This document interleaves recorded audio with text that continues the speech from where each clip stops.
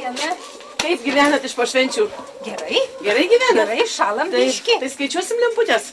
Prašom. Prašom, ar skaičiavot jau, ar truputėlį skaičiavot jau? O čia labai lengva, mano 31 po 100. Tai va, 3100, o va tenai yra dar po 150.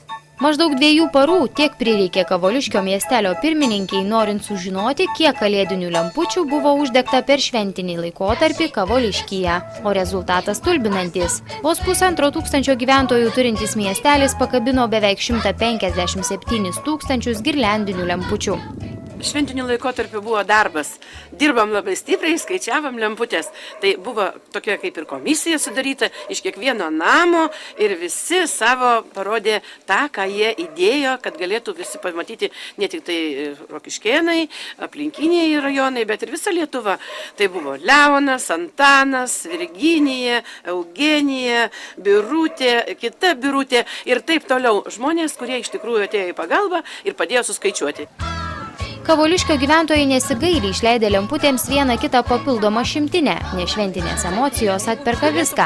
Nors kartą per metus miestelį užplūsta neregėta daugybė lankytojų. Šitas dienas, visas kalėdinės ir naujo metų pirmas dienas, čia žinokit, mums net siaubą kėlė. Gerą tą visų, kaip ta prasme, gerą, bet labai stipriai čia buvo tų žiūrovų ir pravažiuojančių. Ir čia ne tik, žinokit, iš mūsų miesto, bet čia ir iš Pakruojo, ir iš Biržų, ir iš Kupiškio, ir iš Kauno, ir iš kur tik nebuvo. Artėjančio finansinio sunkmečio kavoliškiečiai sako nebijantis ir tikina, jog puoštis lemputėmis miestelis nenustos. Dėl grožio krizė nelabai jinai takos. Aišku, čia, žinokit, elektros kaina irgi čia, jeigu porą gerų savaičių, kaip sakyti, nuo dušės, taip sakant, papleškini, tai, žinokit, rezultatas irgi yra. Čia ne į kiešenę, bet tikrai iš kiešenės pasakys bet kuris kaimynas ar kaimynė. Kitais metais Kavoliškio miestelio bendruomenė sieks, jog įžiebtų lempučių skaičius būtų užfiksuotas ir oficialiai įtrauktas į Lietuvos rekordų knygą. Mes įsiderėsim, kad mums būtų pigesnė elektra. 10 centų.